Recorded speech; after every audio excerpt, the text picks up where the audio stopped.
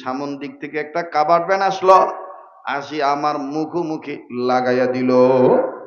হুজুর কত মানুষ নিজ নিজ আত্মরক্ষার্থে জানালা দিয়া লাফ দিয়া চলে গেল, আমার স্টাফরাও অনেকে চলে গেল, কিন্তু আমি যে এখন উঠব, আমি দেখলাম আমার হাত ফাটে নাই, আমার হাত কাটে নাই, আমার মাথা ফাটে নাই, ভাবছি আমার কিচ্ছু হয় নাই। আমি মনে করিয়া যখন উঠতে ধরছি, মনে হইতেছে কে যেন আমার পাটা ধরিয়া রাখছে। হুজুর নিচের দিকে তাকায় দেখি যেই ডাইন পা দিয়া মায়ের লাত্তি মারছিলাম, ওই পাটাই আমার গাড়ির সামনের সিট ভাঙিয়া আমার ডান পায়ের হাঁটুর নিচের সাদা গোস্ত ভেদ করিয়া একেবারে ভিতরে ঢুকে আছে। হুজুর এই পাটা নাড়াইতেও পারি না। লিস্টাপরা ডাক দিয়ে বলে, ও উস্তাদ, এইভাবে আপনার পা বাইর করা যাবে না, নিচে রক্তের বন্যা বয়ে যায়, কাটা ছাড়া পা বাইর করা যাবে না। হুজুরের পরে আমার জ্ঞান ছিল না, আমাকে দরাদরি করিয়া সিট কাটিয়া যদিও পাও বাইর করিয়া আমার এই আহত অবস্থায় নিয়ে গেছে হাসপাতালে। সদর হাসপাতাল কর্তৃপক্ষ জব দিছে, ঢাকায় পাঠাইতে বলছে। ঢাকায় যখন পাঠাইছি, ঢাকার ডাক্তাররা আপ্রাণ চেষ্টা করছে পাওটা রাখার জন্য, কিন্তু আল্লাহ যে অঙ্গটা রাখবো না, ওইটা তো দুনিয়ার কেউ চেষ্টা করিয়াও রাখতে পারবে না। হুজুর আমার পাটা আমার সাথে আর রাখতে পারলো না, পাটা হাঁটুর নিচ থেকে কাটতে বাধ্য হলো। হুজুর সবচাইতে আশ্চর্যজনক বিষয় হলো, আমার জ্ঞান ফিরার পর আমি এখনো চোখ খুলি নাই, কিন্তু বুঝতে পারতেছি বিভিন্ন আওয়াজ আমি বুঝতে পারতেছি। হঠাৎ করে আমি অনুভব করতে পারতেছি আমার এই কাটা পাটাকে যেন নরম নরম হাত দিয়া টিপি দেয়। আর আমার কানে আওয়াজ আসতেছে, কে জানি ডাক দিয়ে কয়, আল্লাহ আমার পোলা বুঝে নাই, আমার পোলা না বুঝে আমারে মারছে, আমি তো তোমার কাছে ওর জন্য কোনো বদদুয়া দেই নাই। আল্লাহ আমার এই পোলার এই অবস্থা হইল, এখন আমারে মা কইয়া ডাকবো কে? হুজুর আমি চোখ খুলিয়া দেখি আমার ডাইনে বামে কেউ নাই।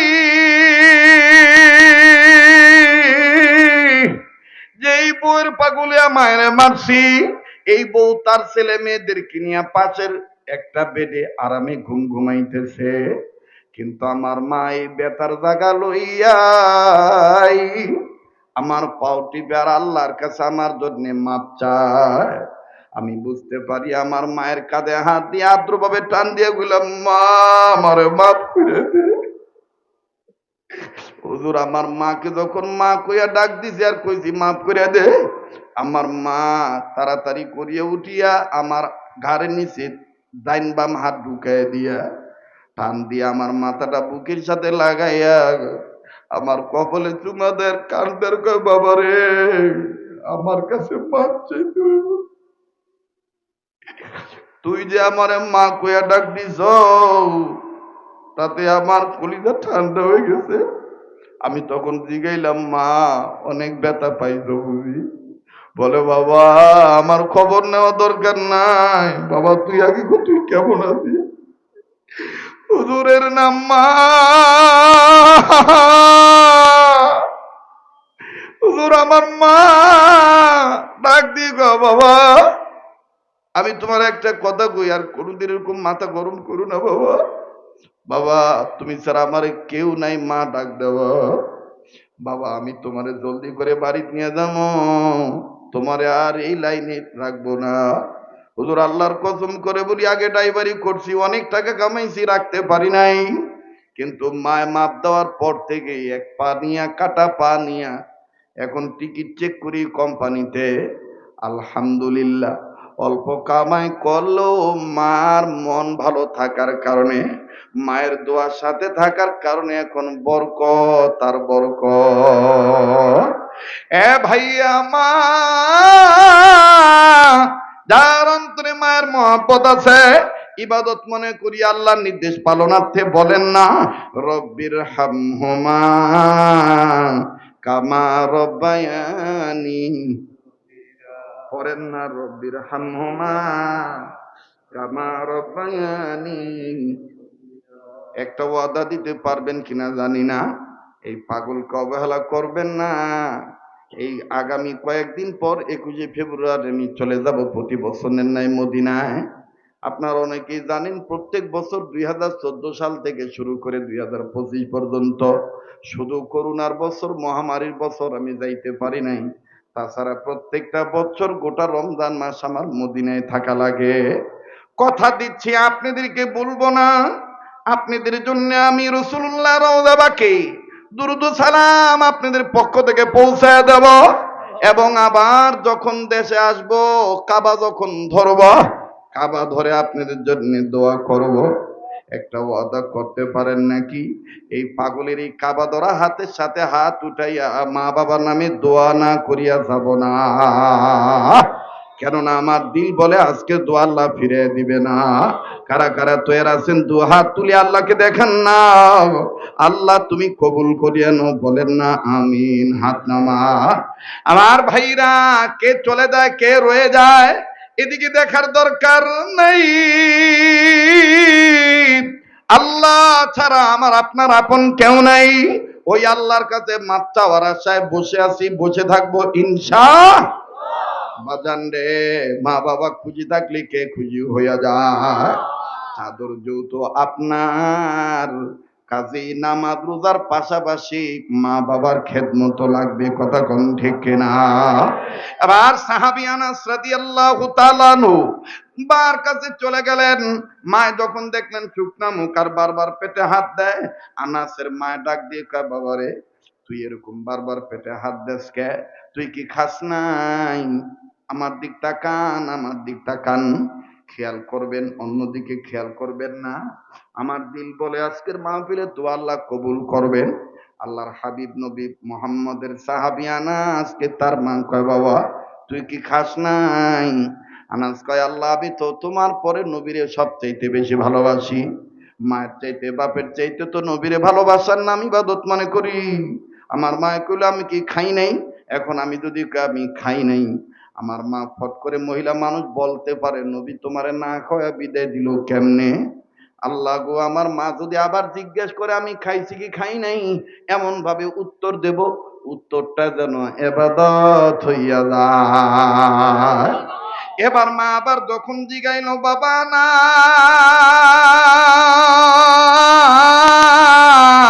তুমি কি খাও নাই? আনাস তখন ডাক দিয়ে কয়, মা নবী খাইলে আমি খাই, নবী না খাইলে আমি না খাই। এবার আনাসের মা কয়, বুঝতে পারছি, কিন্তু বারবার পেটে হাত দাও কেন?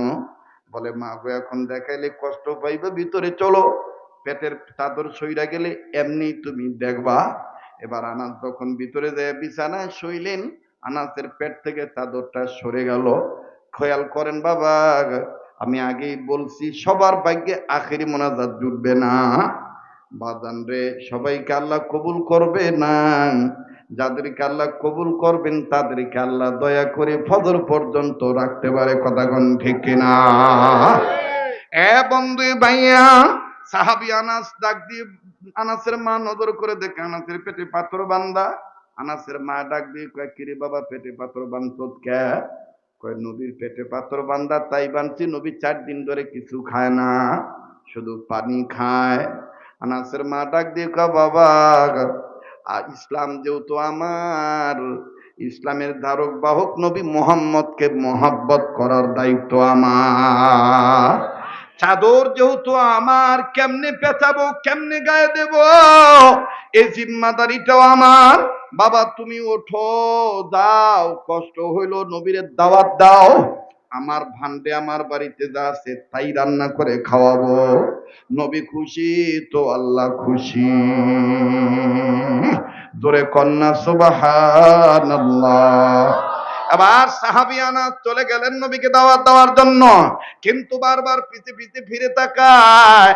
আমার ভাইরা আনাস নজর করে দেখে মা 2টা আঙ্গুল বের করে ডাইন হাতের 2টা আঙ্গুল উঁচু করে আল্লাহরে ডাক দিয়ে কয়, আল্লাহ কেউ জানে না নবী মুহাম্মদ রে কেন দাওয়াত দিলাম, তুমি জানো আর আমি জানি, 2 কারণে নবীজিরে দাওয়াত দিছি। আনাস কয় আল্লাহ এটা আমি আবার কি দেখলাম, আমার মা কি পাগল হইয়া গেল নাকি? মায় দেখি আঙ্গুল উঁচু করে তোমারে দেখে, তোমার সাথে কথা কয়, আসমানের মালিক ওগো আল্লাহ, আমার মায়ের কথা তুমি কবুল কইরা নাও। আল্লাহু আকবার। এবার সাহাবী আনাস দৌড়ে নবীর কাছে চলে গেলেন। নবীজি ডাক দিয়ে বলেন, আনাস ইতিপূর্বে কোনদিন মায়ের দরবার থেকে এত তাড়াতাড়ি আসো নাই, আজকে এত তাড়াতাড়ি আসলা, কারণ কি? বলেন নবীজি মার কাছ থেকে বিদায় নিয়ে আসি নাই, আর আমি আপনার কাছে এখন থাকার জন্য আসি নাই, আমি মায়ের নির্দেশ পালন করার জন্য একটা খবর না জানার জন্য আসছি। বলে কি খবর? বলে আঙ্গো মায় আপনার ক্ষুধার্ত অবস্থা জানতে পারছে, পেটে পাথর বাঁধছেন, আমার মায় আপনার দাওয়াত দিছে, দাওয়াত কবুল করছেন কিনা এটা জানার জন্য আসছি। খুব খেয়াল করেন, নবীজি ডাক দিয়ে বলে, আনাস তোমার মায়ের দাওয়াত আমি কবুল করছি, আমি যাব, তবে শর্ত হলো পূর্ণিমার চাঁদ যেই রাত্রে উঠবে সেই রাত্রে যাব। আনাস বলে নবীজি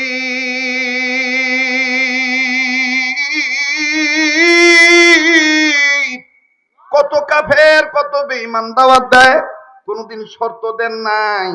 আমি আপনার পার্সোনাল মানুষ, আপনাকে দাওয়াত দিলাম, আমার মায়ের দাওয়াত দিছে, আপনি এখানে শর্ত লাগাইলেন দিনে যাইবেন না, পূর্ণিমার চাঁদ উঠলে যাবেন, বুঝলাম না। কয় জবাব আমার কাছে নাই, এই জবাব তোমার মার কাছে আছে। মানব তুমি চর্ম আখি বন্ধ কর, মানব তুমি চর্ম আখি বন্ধ কর, দিলে রাখি খোলো, আপন মুর্শিদ চিনে মানব, নবীর তরিক ধরো, নবীর তরিক ধরে বান্দা আল্লাহ আল্লাহ বলো, মানুষ আল্লাহ আল্লাহ জোরে কন্যা মার হাওয়া। বাজান রে, আনাস কয় নবীজি আর বলতে হবে না, আসার সময় নজর করে দেখছি আঙ্গো মায় দুইটা আঙ্গুল উঁচা কইরা আল্লাহর সাথে কথা কয়। এখন বুঝলাম মারফতের খবর আপনি আর আল্লাহর আমার মাই জানে। এবার দৌড়ে চলে যায়, কয় মা, মায়ের ডাক দিয়ে কয় বাবা, ও বাবা, নবী কি দাওয়াত কবুল করছে নাকি? আনাস কয় মা গো, নবী দাওয়াত কবুল করছে ঠিকই, তবে শর্ত দিয়েছে পূর্ণিমার চাঁদ উঠলে নবী আসবে ওই রাত্রে। আনাসের মা কয় বাবা, আল্লাহু আকবার, নবীজি গায়েবের খবর কেমনে জানলো? গায়েবের মালিক তো একমাত্র আল্লাহ। বাবা আমার মনের গোপন খবর নবী কেমনে জানলা?